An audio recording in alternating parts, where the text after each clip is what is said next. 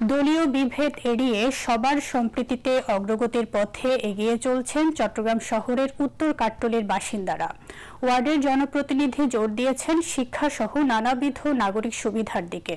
পরিবেশ সুরক্ষার গুরুত্ব দিয়ে টেকসই উন্নয়ন নিশ্চিত করতে চান তিনি। বিস্তারিত ইকবাল ফরহাদের রিপোর্টে।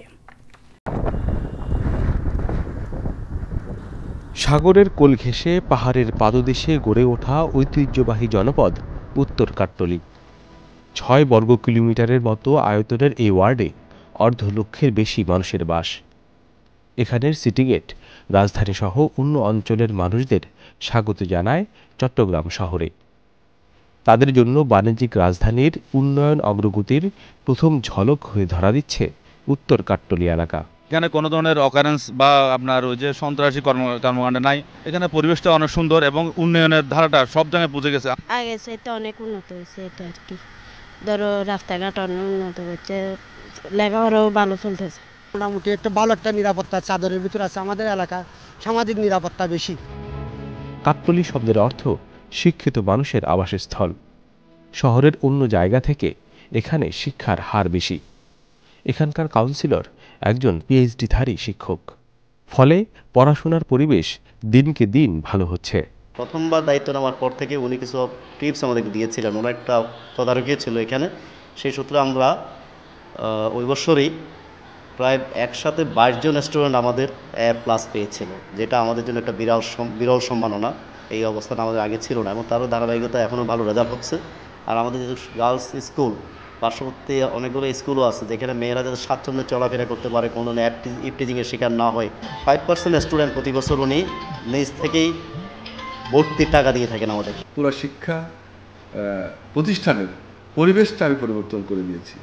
রাজনীতির এই পর্যায়ে, এই তৃণমূল পর্যায়ে খুব বেশি এডুকেটেড মানুষ তারা এই পর্যায়ে আসতে চায় না। পাওয়ার এবং ফিনান্সিয়াল প্রভাব রাখতে গেলে রাজনীতিতে সৎ থাকা যায় না।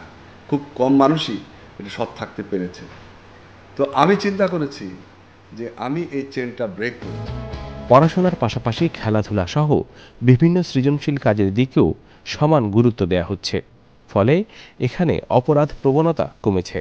আমরা খুব সফলভাবে ওনার নেতৃত্বে একটা বিজ্ঞান মেলা আয়োজন করেছিলাম। আমাদের পার্শ্ববর্তী প্রায় 14টা প্রতিষ্ঠান এখানে অংশগ্রহণ করেছিল এবং এটা ধারাবাহিকভাবে আমরা পরপর 3 বছর আয়োজন করেছি। 3বার একটা ক্রিকেট টিম করার জন্য পরামর্শ দিয়েছে, ক্রিকেট সামগ্রী উনি সরবরাহ করেছেন। তারপর আমাদের একটা হ্যান্ডবল টিম আছে। তার মানে উনি নিজে একজন ক্রীড়াবিদ এবং সবসময় উনি উৎসাহ দেন আমাদেরকে, যাতে করে লেখাপড়ার পাশাপাশি প্রত্যেকটা মেয়ে যাতে কো-কারিকুলার অ্যাক্টিভিটিসের সাথে সম্পৃক্ত থাকে। এলাকার সব মত পথের মানুষের অংশগ্রহণে চলছে সমৃদ্ধির পানে পথ চলা। দলীয় বা ক্ষুদ্র স্বার্থের বদলে সবার কল্যাণে একসাথে কাজ করার সংস্কৃতি এখানে প্রাণ পেয়েছে সাম্প্রতিক বছরগুলোতে। দলমতের ঊর্ধ্বে উঠে আমরা কাট্টলীবাসী এক এবং অভিন্ন, এখানে কোনো দ্বিমত নেই। যারা আমার বিরোধিতা করেছে একসময়, আমি তাদেরকে ভালোবাসতে চেষ্টা করেছি। আমি তাদেরকে ভালোবাসার মাধ্যমে জয় করার চেষ্টা করেছি। আমার বিশ্বাস আমি সেটা পেরেছি, আর পেরেছি বলেই মানুষ বারবার আমাকে নির্বাচিত করে। ওয়ার্ডে নাগরিক সব সুবিধা সহজলভ্য। সিটি কর্পোরেশনের পরিচালিত হাসপাতাল এর লোকালয়ে বড় আস্থার ঠিকানা। যেমন তেমন টিকা পাওয়া যায়। টিকা কবে দিয়ে জানতে পারতাম না, কিন্তু এখন আমরা খুব দ্রুত জানতে পারি। আগে অনেক ভালো সার্ভিস পাচ্ছি। মোটামুটি রোগী খারাপ না, উন্নত মানের সেবা, কম রেট। পড়াশোনা, চিকিৎসার সঙ্গে এখানকার মানুষের আয় রোজগারের বিষয়েও যত্নবান জনপ্রতিনিধি। বেকারত্ব আমার মনে করি যে এখন আমাদের 10 নং ওয়ার্ডে মোটামুটি নাই বললে চলে।